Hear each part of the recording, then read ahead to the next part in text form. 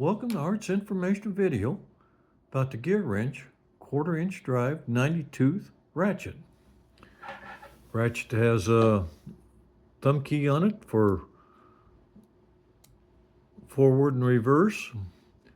Nice smooth action, marked with the symbol for Gearwrench, marked with the Gearwrench name and symbol. The end is marked with the Gearwrench symbol. Has a nice little cushion grip. On the other side is the 1/4 inch drive,